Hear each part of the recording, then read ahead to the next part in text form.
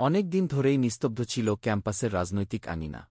শিক্ষার্থীদের আশা-আকাঙ্ক্ষা পূরণের যে মঞ্চ, সেই চট্টগ্রাম বিশ্ববিদ্যালয় কেন্দ্রীয় ছাত্র সংসদ বা চাকসু ছিল অস্তিত্বহীন। তবে সাম্প্রতিক সময়ে ক্যাম্পাসের বাতাসে বইছে নতুন এক আমেজ। দীর্ঘ প্রতীক্ষার পর আবারও আলোচনায় এসেছে চাকসু নির্বাচন। চট্টগ্রাম বিশ্ববিদ্যালয়ের সাধারণ শিক্ষার্থীদের মধ্যে এখন একটাই প্রশ্ন, কে হচ্ছেন তাদের পরবর্তী প্রতিনিধি, কে ধরবেন নেতৃত্বের হাল। ইতোমধ্যে বিভিন্ন ছাত্র সংগঠন তাদের প্রস্তুতি শুরু করেছে। সম্ভাব্য প্রার্থীদের নিয়ে আলোচনা চলছে জোরে সোরে। চট্টগ্রাম বিশ্ববিদ্যালয়ের শাটল ট্রেন থেকে শুরু করে ক্যান্টিন, লাইব্রেরি, আবাসিক হল সবখানেই এখন নির্বাচনের হাওয়া। শিক্ষার্থীরা স্বপ্ন দেখছে একটি কার্যকর ছাত্র সংসদের, যা তাদের কণ্ঠস্বর হবে। চাকসু নির্বাচনে বেশ কয়েকটি প্যানেল, জোট এবং স্বতন্ত্র প্রার্থীর তথ্য ইতোমধ্যে উঠে এসেছে। জুলাই মাসের গণঅভ্যুত্থানের পর রাজনীতিতে নতুন মোড় এসেছে। এই আন্দোলনে সক্রিয় ভূমিকা রাখা অনেক নেতাই এবার নির্বাচনের মূল আলোচনায়। এবার দেখে নেওয়া যাক, কোন প্যানেল থেকে কারা আলোচনায় রয়েছেন।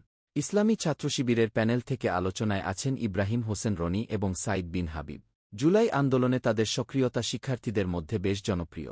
তারা একটি অন্তর্ভুক্তিমূলক প্যানেল গঠনের পরিকল্পনা করছেন, যেখানে নারী ও বিভিন্ন জাতিগোষ্ঠীর শিক্ষার্থীরাও প্রতিনিধিত্ব করবে। জাতীয়তাবাদী ছাত্রদলের শাখা ছাত্রদলের সাধারণ সম্পাদক আবদুল্লাহ আল নোমান জুলাই আন্দোলনে শিক্ষার্থীদের মধ্যে ব্যাপক সাড়া জাগিয়েছেন। তার পাশাপাশি আলোচনায় আছেন সাজ্জাদ হোসেন হৃদয় এবং নুজহাত জাহান। এছাড়া জুলাই আন্দোলনে সক্রিয়ভাবে অংশ নেওয়া একদল শিক্ষার্থী ও সামাজিক অ্যাক্টিভিস্ট মিলে স্বতন্ত্র প্যানেল গঠন করছেন। মাহফুজুর রহমান এবং রশিদ দিনার সম্ভাব্য প্রার্থী হিসেবে আলোচনায়। বাংলাদেশ ছাত্র ইউনিয়ন এবং সমাজতান্ত্রিক ছাত্র ফ্রন্ট এবার জোটবদ্ধ হয়ে নির্বাচন করছে। ভিপি পদে লড়বেন রিজুলক্ষ্মী অবরোধ এবং জিএস পদে থাকবেন ইফাজ উদ্দিন আহমেদ।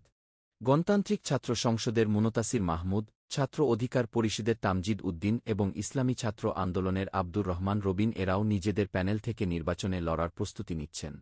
ইতোমধ্যে শুরু হয়েছে মনোনয়ন ফরম বিতরণ। চলবে 16 সেপ্টেম্বর মঙ্গলবার পর্যন্ত। এরপর যাচাই বাছাই, প্রার্থিতা প্রত্যাহার এবং চূড়ান্ত তালিকা প্রকাশ করা হবে। শিক্ষার্থীদের নতুন নেতৃত্ব কে হবে, তা জানতে আমাদের অপেক্ষা করতে হবে আগামী 12 অক্টোবর পর্যন্ত। কে জেতে আর কে হারে, সে উত্তর দেবে ব্যালট বাক্স। সবার চোখ এখন বিশ্ববিদ্যালয় প্রশাসনের দিকে। তারা কি একটি অবাধ ও সুষ্ঠু নির্বাচনের আয়োজন করতে পারবে? আর শিক্ষার্থীরাই বা কাকে বেছে নেবে তাদের আগামী দিনের নেতৃত্ব হিসেবে? সময়ই বলে দেবে। তবে দীর্ঘ প্রতীক্ষার পর চবি ক্যাম্পাসে যে নতুন প্রাণের সঞ্চার হয়েছে, তা অনস্বীকার্য। ফুয়াদ মণ্ডল, চট্টগ্রাম বিশ্ববিদ্যালয়, দক্ষিণ পূর্ব।